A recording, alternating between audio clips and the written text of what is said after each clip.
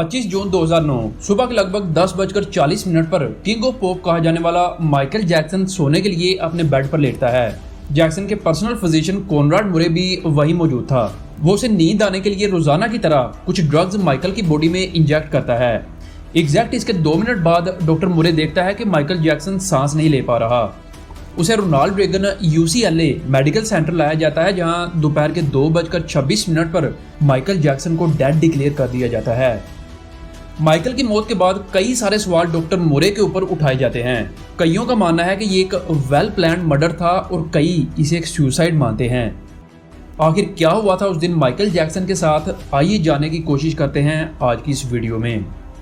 Death से एक दिन पहले 24 जून 2009 को Michael Jackson this is it नाम की एक सीरीज के कॉन्सर्ट के लिए तैयारियां कर रहा था, जो अगले महीने जुलाई 2009 में लंदन के O2 अरीना में होने वाला था।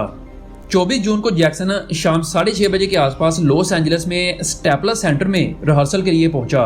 वहां मौजूद अलोंजो, जो एक मजिशियन था, उसने बताया कि पहले तो जैक्सन ने मजाक में अपने गले में खराश होने का बहाना बनाया और रात के 9 बजे तक रिहर्सल शुरू नहीं की। इसने यह भी बताया कि जैक्सन काफी फिट और फुल ऑफ एनर्जी से भरा हुआ था, जिसके बाद फिर आधी रात तक रिहर्सल जारी रही और रात के 12:30 बजे के करीब जैक्सन होलोम्बी हिल्स के पास 100 नॉर्थ कैरलवुड ड्राइव अपने घर वापस आया।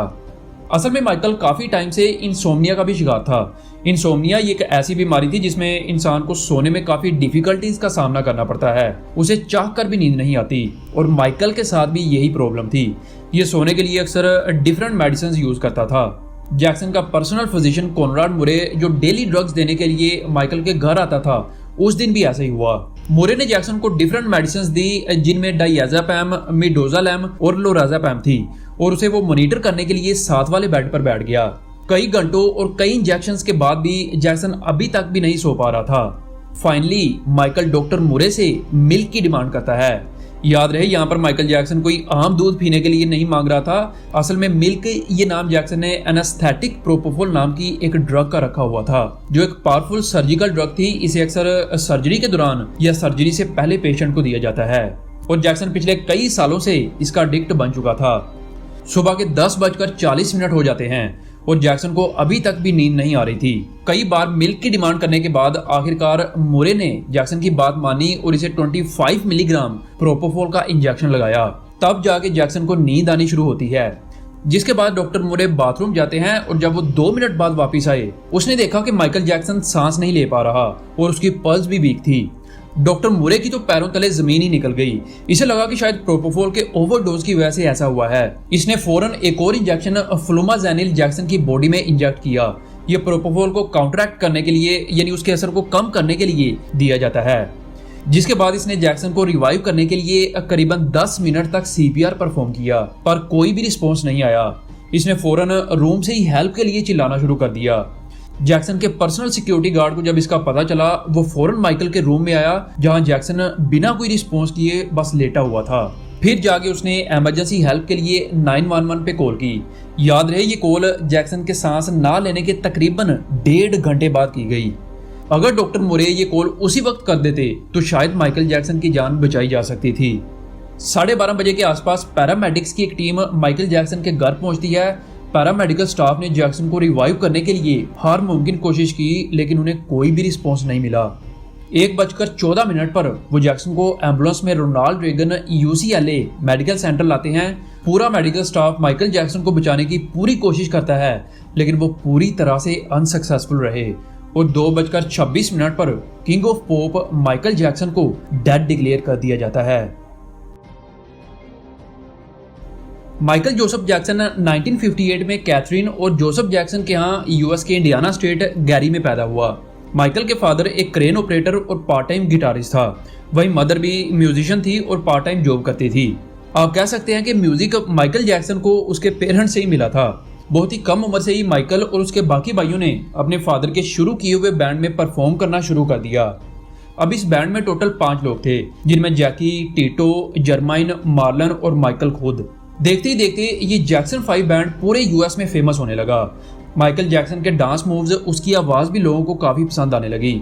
उस वक्त के एक फेमस सिंगर बॉबी टेलर ने जैक्सन 5 को शिकागो में परफॉर्म करते हुए देखा और ये इनसे काफी इंप्रेस हुआ और वो इन्हें एक बड़ी रिकॉर्ड कंपनी मोटाउन ले आया।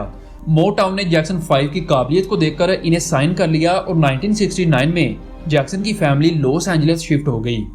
मोटाउन के बॉसेस ने डिसाइड किया कि जैक्सन 5 के टैलेंट को पूरी दुनिया में दिखाना चाहिए और इस तरह जैक्सन 5 ने 1969 में अपना TV debut it's your thing नाम के एक सॉन्ग से किया। अब माइकल जैक्सन इन 5 में से सबसे छोटा था और जल्द ही अपनी आवाज और डांसिंग मूव्स की वजह से वो बैंड का मेन सिंगर और स्टार बन गया। अपनी इस कामयाबी को देखकर माइकल जैक्सन ने 1972 और 75 के दरमियान मोटाउन के साथ 4 सोलो एल्बम जारी किए। God to be there, Ben, music and me, forever Michael. इन एल्बम्स में से God to be there, Ben, rockin' robin काफी फेमस हुए।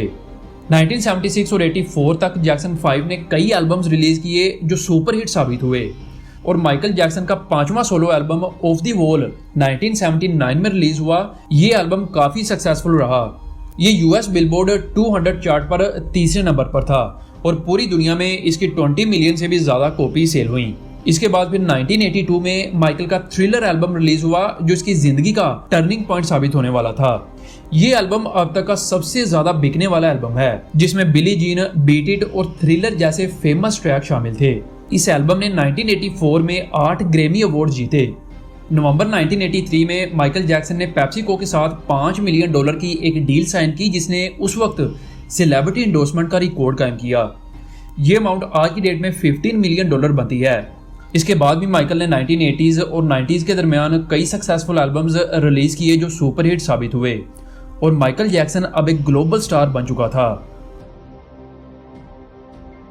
अब आते हैं 26 जून 2009 के दिन पर। डॉक्टर मुरे से उस दिन कई गलतियां हुई।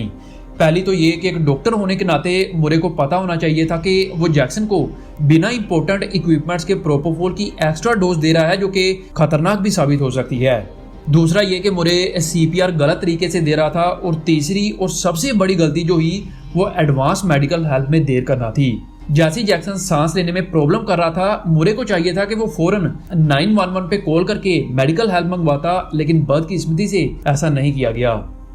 फरवरी 2011 में कॉनराड मुरे को इनवॉलंटरी मैनस्लॉटर चार्ज के साथ 4 साल की सजा सुनाई गई, लेकिन 2013 में मुरे को पैरोल पर रिलीज कर दिया गया।